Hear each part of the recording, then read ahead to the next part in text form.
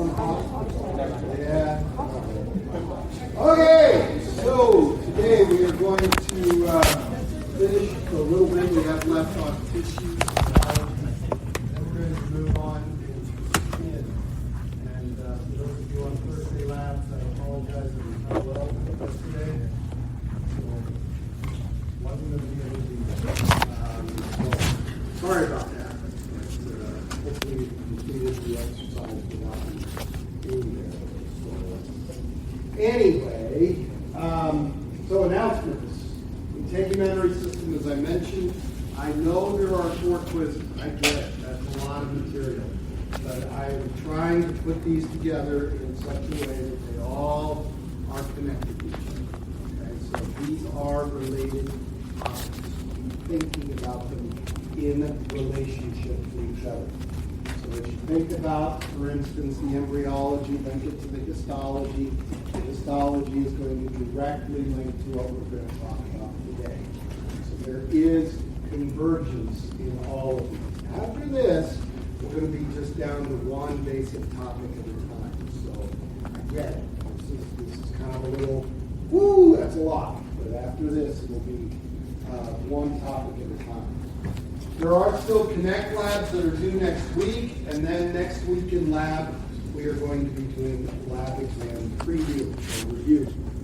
Now, as I've mentioned before, we do have that schedule change. No classes on Wednesday because I am required to be at this career fair. Many of you are required to be there, I think, I believe, I'm told. But what about lab? Well, I will concede that I would still like to meet with you, so if you are able at 3 o'clock on Wednesday for a Wednesday lab person, I will be in the lab, okay? So that you can at least have an hour or so with me for on review, okay? So that's going to happen next week. Also, the exam is now on Friday. Now, I had it scheduled for the 4th. I had the computer lab all lined up, and now that changed, and somebody else has it reserved at the same time.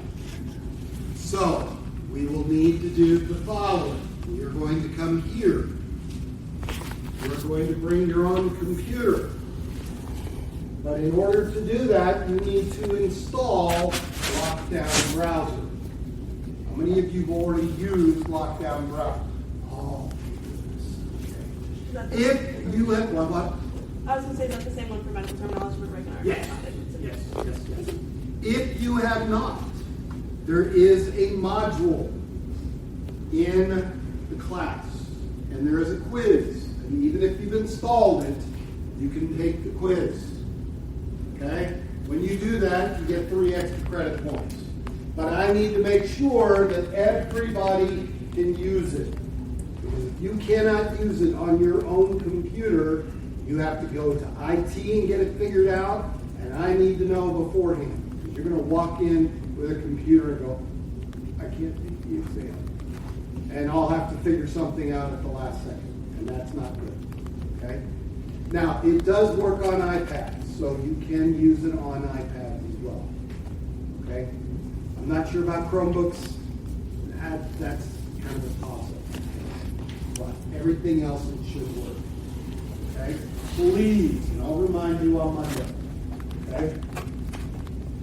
Good enough? Fair? Yeah? Okay. All right. So, by the close of today, we ought to know the processes of tissue growth and provide some examples. We will describe 3 regions of what we call the integumentary system. We'll talk about the layers of the epithelium and the cells that are found in each. We're going to talk about the differences between thick and thin skin. We'll then talk about the difference between what is called papillary and reticular regions of the dermis. And then we're probably not going to get to the accessory organs, so maybe, but probably not. Okay? So that's our goal today. That's our process and progress we're going to make. So when we were together on Wednesday, we finished up again talking about these different tissues.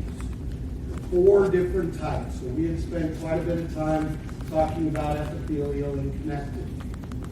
And we have gone into the description of dense cellular, which are tendons and ligaments, the loose connective tissue, which is areolar, reticular, and adipose. We have talked about the cartilages that fall under connective tissue.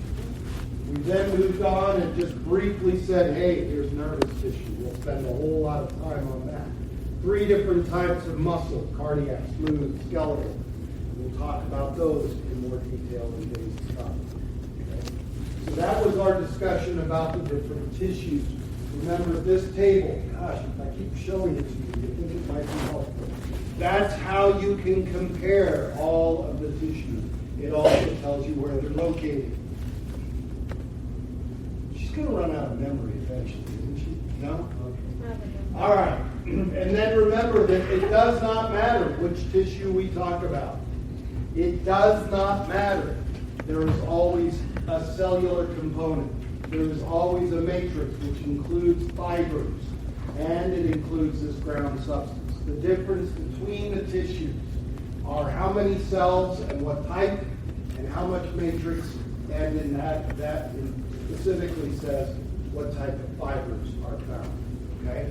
Those are the key differences between each of our tissues. So then we looked at 3 different ways tissues get linked together. The cells of the tissues get linked together, especially epithelial, desmosomes, these little spots, tight junctions or belts, and gap junctions where it's an actual core.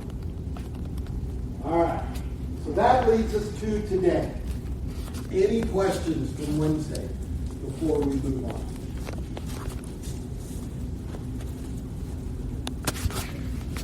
Now this is, it ought to be familiar to you, I hope, but these terms are descriptive from what we talked about in embryology.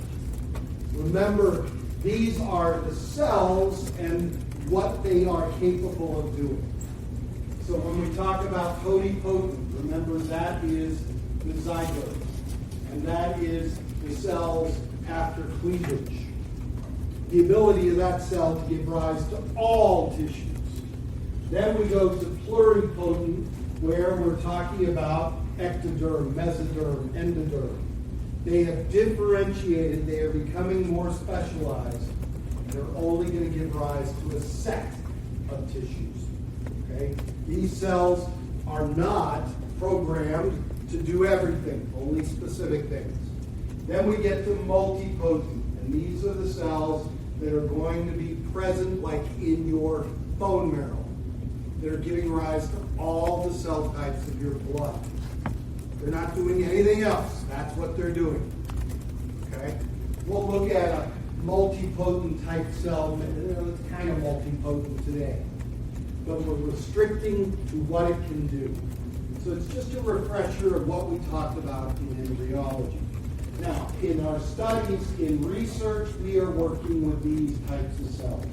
So when you read about stem cells in the press, or you hear about stem cells being discussed, we are discussing these. We don't work with totipotent cells by and large, certainly not human. Okay? That's kind of restricted. Now, when these tissues begin to change, they change through one of 2 processes. One is called differentiation, the other is called metaplasia. Differentiation is, as the name implies, it is going from one type to another. It is looking different. Okay? It is usually a maturing process as it differentiates.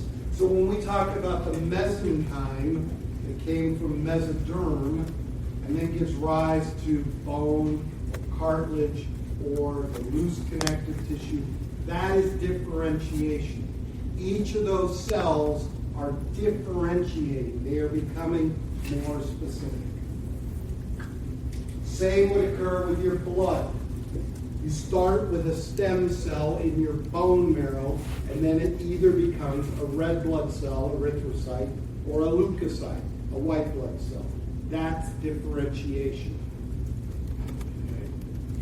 Metaplasia, on the other hand, and differentiation is based on the genetic expression of those cells. It is genetically controlled. Okay? And where it's located. That's what's going to be the drivers for the changes of these cells. Metaplasia, on the other hand, happens for two reasons. One is a good reason. It's something that should take place. And metaplasia means that it's changing the entire type of tissue, but it's kind of staying within the same category. Example, females that are prepubescent, before puberty, their vaginal canal is lined by simple cuboidal tissue. Simple cuboidal epithelial tissue. Post-menopause, because of hormones, it is transitioned to stratified squamous. Because after puberty, menstruation, there's a need for protection. Okay? Intercourse could or could not begin, but at least there's protection. So it transitions. It's a change. Now that's hormonally driven, right? Puberty, all those hormones, and it changes. The other type of metaplasia is because of environmental factors. Something is causing it to change. For instance, smoking. And all the chemical irritants of smoking can change the trachea and the bronchi from pseudostratified columnar epithelium with cilia to a cuboidal tissue. Cilia are lost. Tissue changes. Smokers wake up with a hack because they got to get the mucus moving because they don't have cilia to do it. Okay? Irritants, chemical change, tissue changes. That's metaplasia. Now, the fortunate thing is that if you stop smoking, it reverts. Mostly. So, metaplasia. Then we have, how does the tissue grow? Three ways. Hypertrophy, hyperplasia, neoplasia. Now, if we look at the first two, hypers, hyper always means what? Excessive or more. Let's not go quite too excessive. Because this is growth we want to happen and it's controlled. So then we look at the root of the word, trophy or plasia. Trophy means that it's growing. So every cell in the tissue gets bigger. Every cell in the tissue gets bigger. Well, gosh, you are bigger than you were 10, 15 years ago. Okay? Cells grew bigger. Every cell started to grow a little bit.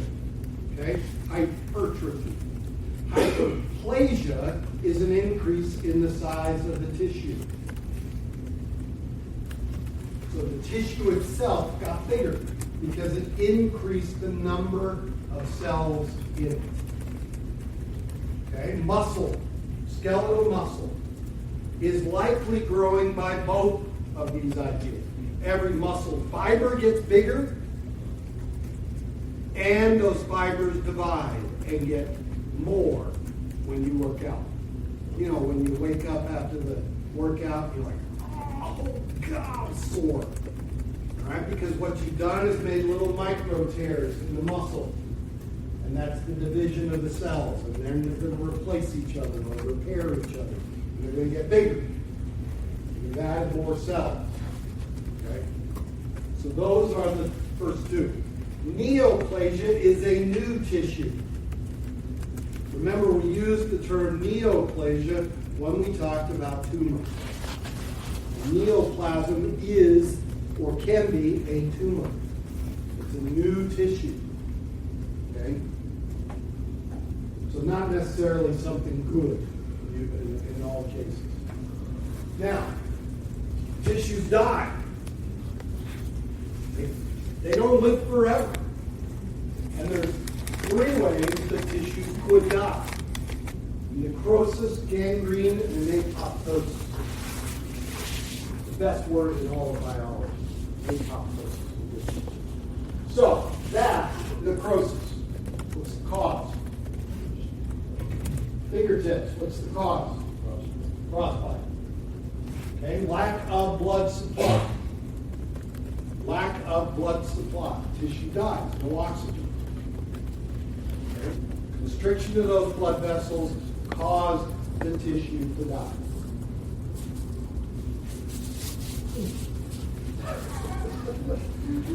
That's cleaned up. Okay? Necrosis of the tissue. All right? Necrosis of the tissue. All right? The tissue's dying because of a bacterial infection.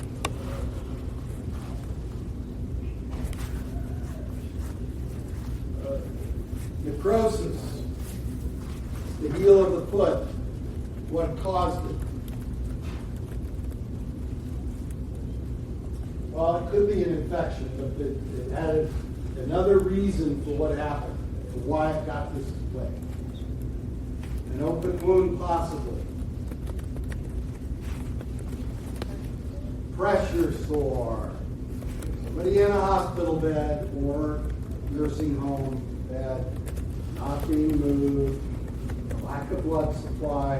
What's another underlying reason that this happened in the foot? Diabetic. Yep. We'll get more into that later. Okay. All right. Gangrene.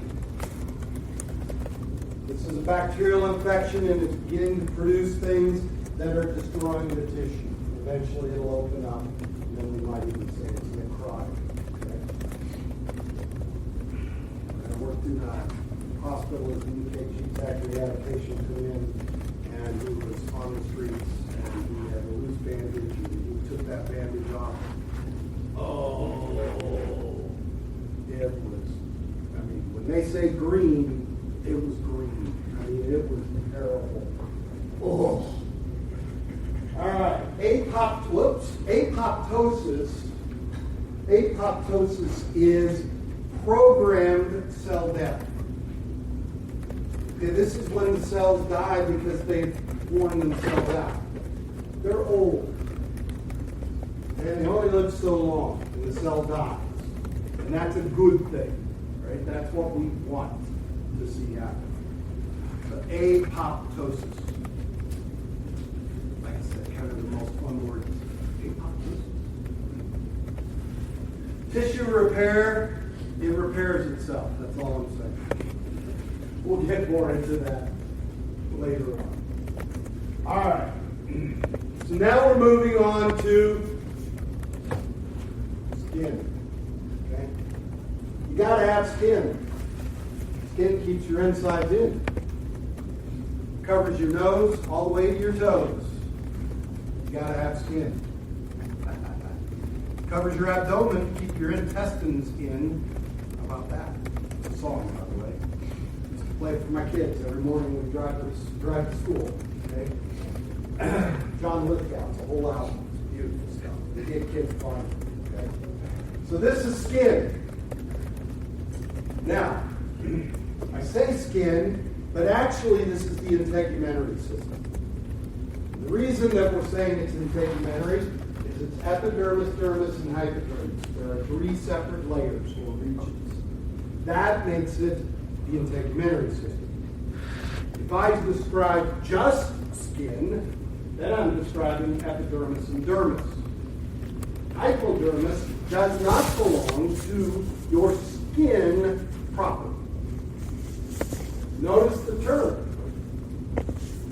It says subcutaneous, below the cutaneous layer. And the cutaneous layer is skin. Therefore, that adipose tissue is not part of your skin, but it is part of the integumentary system. I know. Why can't we just change it all? But we don't. Okay? We are going to talk about the epidermis and the dermis. We'll touch on subcutaneous a little bit. We're going to talk about the derivatives that are coming from the epidermis, like your hair, like your sweat glands. They're all derivatives, like your nails. Okay? All derivatives of the epidermis. We'll get to that a little bit later. So you notice that there is an epithelial tissue, there is connective tissue in the dermis, there are nerve tissues, there are muscle tissue, there it is, muscle tissue, okay? Blood vessels. This is why it is an organ, because there are multiple tissue types doing a common function. Therefore, it becomes an organ. We add the adipose tissue, and now it is an organ system. Okay, because it's two different organs now. And that's why we call it an organ system. Now, your skin functions, what are they? Don't look, just tell. Protection. What else?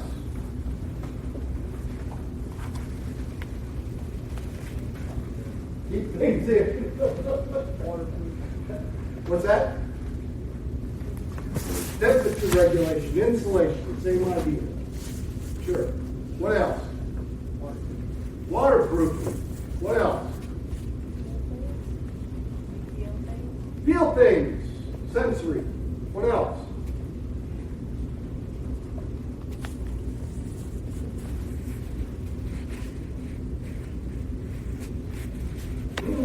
Now you can look.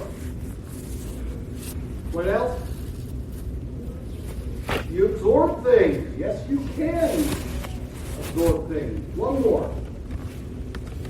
Might be the tricky one. All right, we'll see. So it's a barrier. Vitamin D synthesis. Okay? Vitamin D synthesis. You know, you lay out, catch some rays, and you say, oh, I'm just making vitamin D. Yeah, well, you know what? About 15 minutes of being in the sun is all you need every day. And I don't mean your complete exposed body, face, neck, arms. That's it. That's all you need. You don't need to get a tan. Sorry. Okay. All you need is about 15 minutes of exposure to UV light. And it does not have to be over most of your body. That will produce adequate amounts of vitamin D. We're going to get into vitamin D discussion when we get to bone.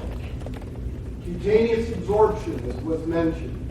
You can absorb things through your skin, but notice what it is. You can absorb gases. Now, I don't mean that you're like a frog and that you're getting a lot of oxygen through the skin like a frog. Okay, but then, of course, they're spending a lot of time in the water, and that's where they get their some of their oxygen. But you could, unfortunately, absorb things like carbon monoxide through your skin. Oh, that's not good. And you can absorb other gases through your skin. Amino acids, steroids. Okay, people wear birth control patches. Steroidal. Fat-soluble vitamins like A, D, and A, D, E, and K. So the creams and some of the lotions have vitamins that you can absorb through your skin. Drugs, nicotine can be absorbed through the skin. Right? Nicotine patches, for instance. And poisons, unfortunately. But notice what's not up there. I don't list proteins, so collagen off the table. Not absorbed. How many times have I said that? Don't buy it. Just don't buy it. Retinol, nope. Can't absorb it. Let me out and later. Those kinds of, okay? All right, sensory functions, as was mentioned. Thermoregulation, as was mentioned. And, oh yeah, social functions.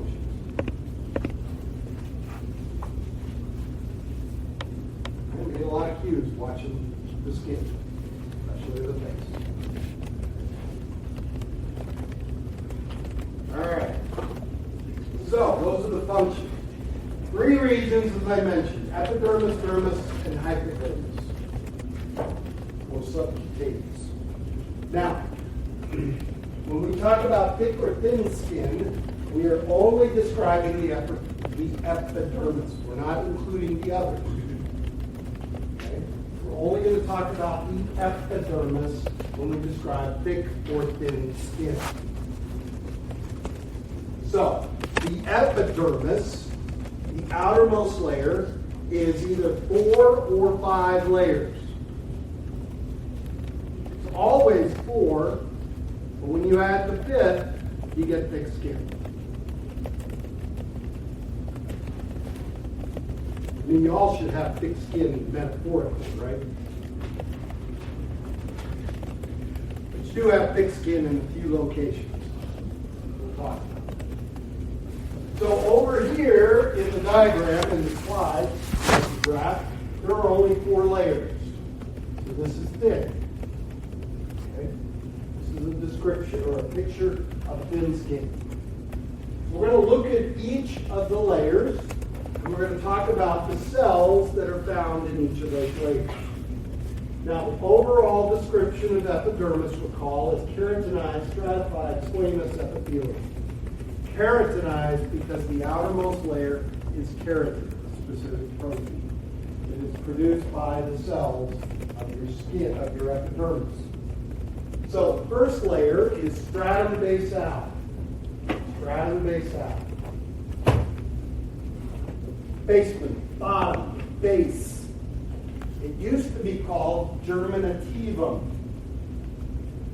Thank goodness we went to basal. That's hard to say. Germinativum, this is where the cells of your skin, of your epidermis, the cells of your epidermis originate. Stratum basal is composed of keratinocytes, melanocytes, and tactile cells. Keratinocytes, name tells us what they're making. What are they going to do? They're going to make keratin. This is the only layer where we should see mitosis. This is the only layer where cell division should occur. We see cell division in a different layer, we've got problems. This should be the only layer where cell division occurs. This is the only place we should see mitotic figures, that is, cells undergoing mitosis. I've said it 5 or 6 times.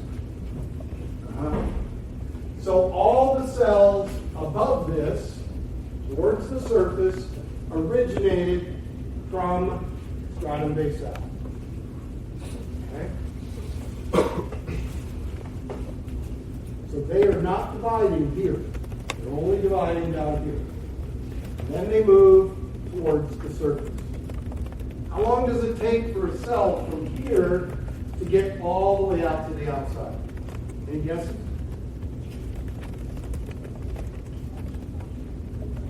Nope. Not 1 day. Nope, not 3 to 5. Higher and lower. Well, it would only be 2, so it must be higher. A little higher than 7. 10 to 14 days. How do we know that? How do you know that? You go get a tan and then don't stay out in the sun any longer? How long does it take for the tan to fade? About 10 to 14 days, right? Okay, so the cells have eventually migrated to the surface and they've sloughed away. Okay? And then the dust mites in your bed are having a meal. Okay? Well, that's where they are. They're there all the time. You can't get rid of them. Okay? Well, they are. They're just there. Okay? I'm allergic to them. So you don't want to do them. All right. The next layer is stratum spinosum. Now I'm adding the specific cell that's going to be found there. Okay? There's still keratinocytes. That's going to be in all the layers. We're adding what are called the dendritic cells. These are macrophages, part of your immune system. That means if a little bacteria gets through, it can get gobbled up before it gets any farther. Oh, and I forgot, melanocytes. What are they going to produce? Melanin, skin pigmentation. Tactile cells for touch. Now, stratum granulosum. Notice the difference between these 2 layers. See all these little itty-bitty lines here that are between the cells? Spinosum, star-like. And if you look at it, it's they're stars or spines, and that's why they call it spinosum. Then we get to this layer. You can see what? Granules. Granulosum. What's in the granules? Keratin. Okay, that's where the keratin is being made and stored. And then finally, we get to cornea, outermost layer. Cells living or dead? They are dead. Because all they are packets of keratin. No nucleus, there's no other organelles present. Okay, now, think about where blood vessels are. They're down here in the dermis. So these cells all the way up here, how are they getting nutrients? By the and they're too far. They get too far away from the source. And that's what's causing them to die.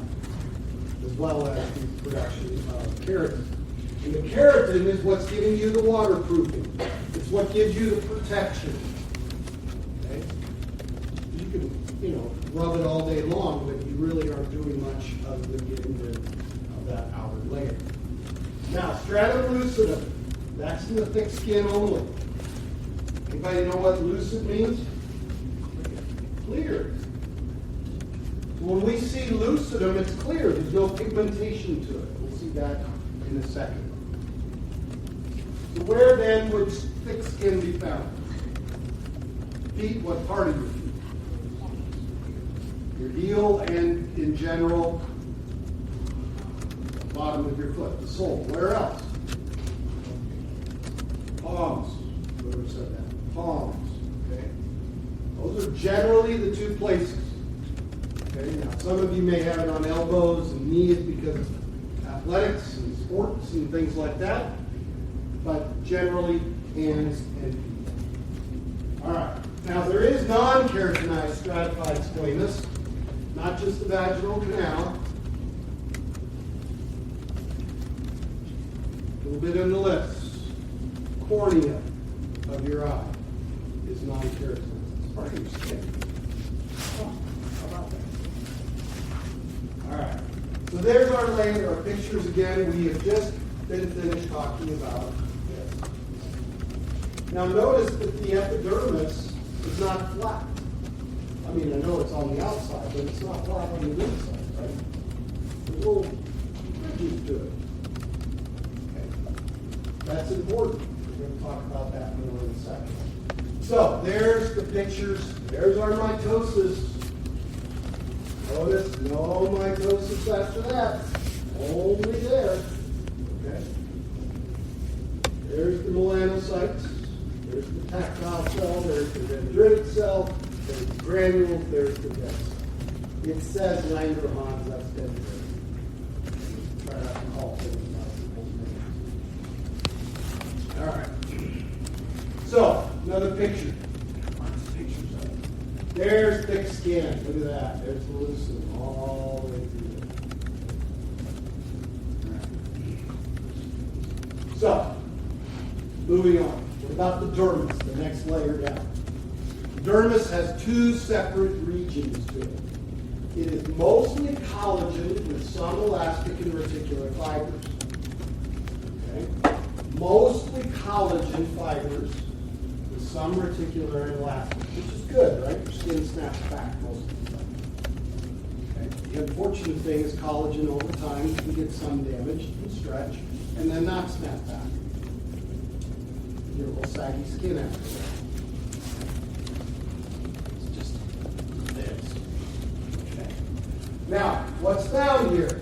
Blood vessels, sweat glands, sebaceous glands, hair follicles, nail roots. Sebaceous glands, or FYI, because we'll talk about them later, are associated with your hair follicles. Okay. Those are associated specifically with your hair follicles. Sensory nerve endings, another nerve ending. Mostly for pressure, touch, okay? Some pain. Those are found in this region. Smooth muscle. that is attached usually to skin, or to hair, excuse me. And when it attaches to the hair, it pulls on the hair. You've all seen your cat or dog do that, right? Hair stands up. You feel it prickle in the back of your neck. It stands up a little bit. You've seen it when you get cold and shiver. It's doing all those things, causing your hair to stand and your skin to wrinkle up a little bit. Now, there are two zones, as I mentioned, or regions, papillary and reticular. Papillary layer is this layer right here, right below the epidermis, just deep to the epidermis. Notice that I already previewed you by saying this ain't smooth, this isn't straight. It's got these little projections in it. Those little finger-like projections, papilla, finger-like. Okay, that's what that region is. And that's partly causing your fingerprints, partly causing the wrinkles in your skin, the creases in your skin. That's where those are coming from. We'll get more into that. The reticular layer is the deeper portion, down and through here. And that's where most of the collagen is done. Yes, ma'am?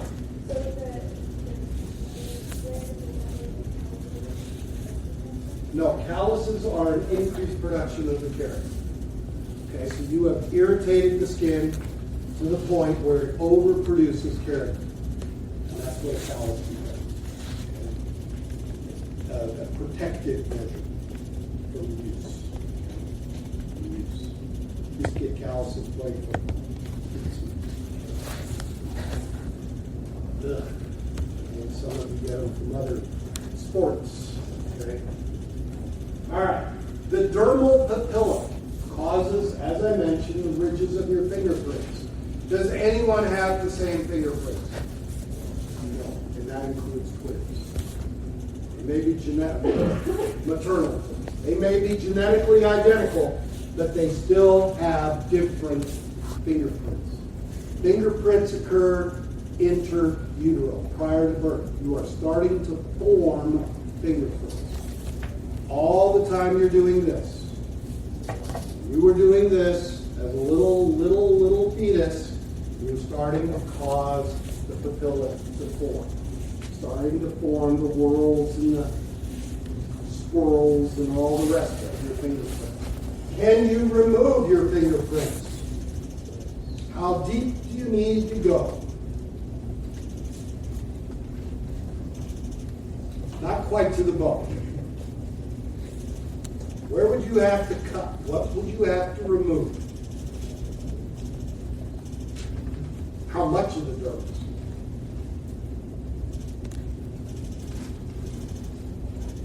What's causing them to occur? This layer right here, right? So you have to go down in through here. A little deeper so that they don't reform. Okay? All right? So all those TV shows where the people take off their fingerprints with acid and things, that's temporary. They'll eventually grow back. Okay? Can you change your fingerprints? No. They grow back exactly the same. They do. Now, I've got a couple scars in the middle of mine, but they're still basically the same. Okay? All right. Then we get the hypodermis. And this, of course, is where we find the lipid. Okay? So when we talk about giving injections, we can get an intradermal into here, or we can have a subcutaneous down here, or then, of course, go a little deeper and do an intramuscular. So we have to go all the way through the integumentary system to get that needle in that far. All right. So, skin color. Pretty apparent as you just look around the room, there's a difference in skin color, or skin color. Okay? There are three naturally occurring substances that give partial coloration, or part of the coloration. The first is the hemoglobin. Now, hemoglobin is either, ignore this down here. is either deoxygenated or oxygenated. If it's deoxygenated, what do you see? Blue. If it's oxygenated, what do you see? Red. So when you look at your veins, what do you see? You see blue, right? That's partly because of the light going through the skin, but it's also because of the deoxygenated hemoglobin. Because if I cut my vein, what color is it? It's still red. Okay? So it's still red in my vein, it's just that it appears blue because of the way it travels to the skin. All right, melanin. Different gradations. Okay?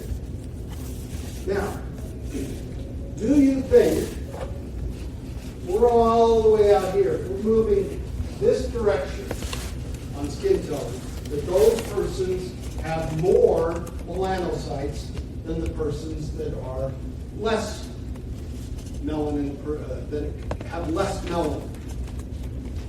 What do you think? Is there more cells, more melanocytes?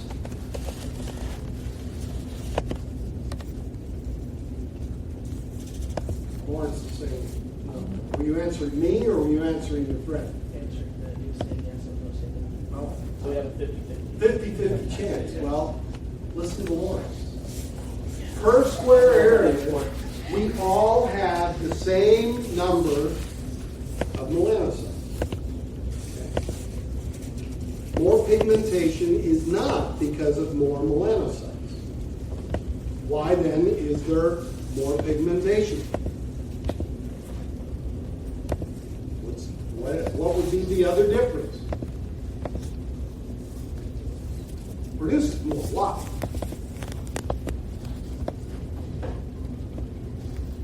You knew I'd keep asking, right? You're right. Why they're producing more? What is different about all of us? Genetics. Okay? It comes down to genetics. Certain people are just naturally going to produce more melanin. Now, you always produce the exact same amount of melanin throughout the year. Can you change how much melanin you're going to produce? Of course you can. What do you do? Well, expose yourself to UV radiation. Let's be technical about it. Okay?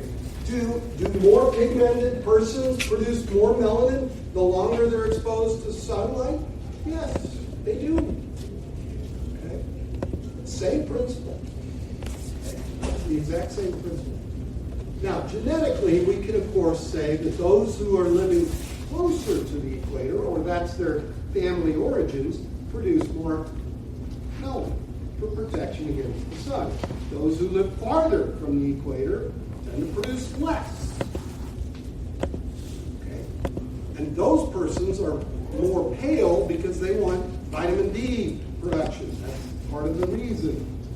Okay? Because they're not going to see much of the sun, right? Coming up, people in Scandinavia, they're not going to see the sun for, 3 months, 4 months. Okay? All right. Carotene. Where do you get carotene? Carotene. Carrots. But you actually naturally produce it as well.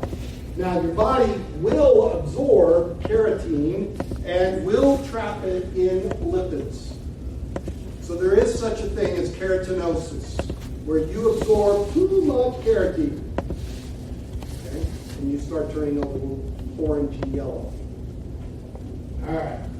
Now, the line is drawn because the rest are responses of the skin. Okay? There's something that is occurring and causing pigmentation changes. So the first one, cyanosis, what color? Okay, blue.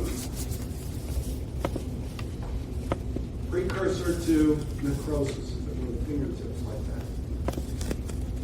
Lack of blood. Erythema. What color?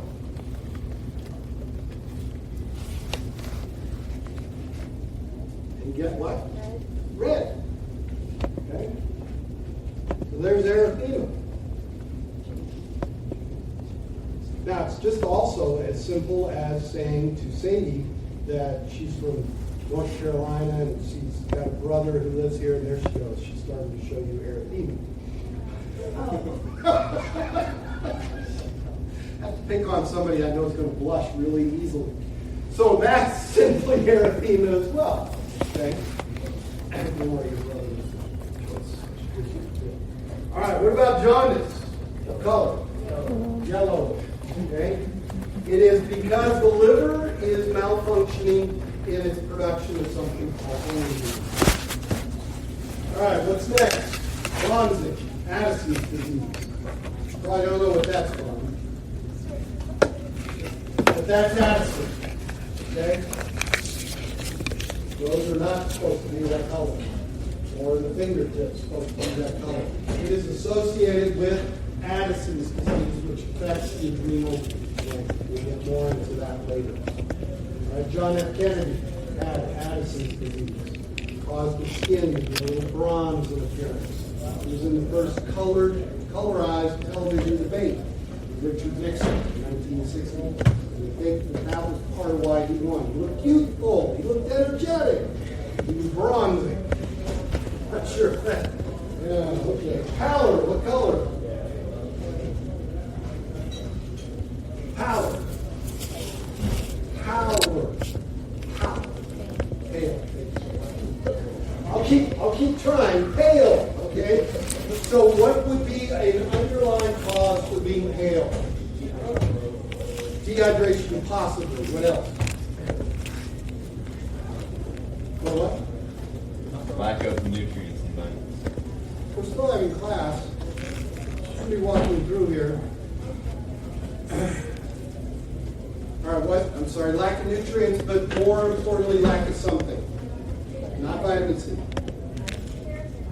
Keratin, no. Melanin, no. Anemic. You're anemic. You're pale. You don't have any blood supply. You don't have any redness going on because of that. Or you just walk through a haunted house. I don't know. All right. Albinism. What color? White. Why? Lack of melanin. Genetic flaw. Okay, that's genetic. And then hematoma. What is a hematoma? Well, it's red, but it's also blue, green, purple. Why? It's a bruise. Okay? So it's the blood under the skin going through the breakdown process and it changes color. Okay. All right, we will do skin markings on Monday. Have a very safe and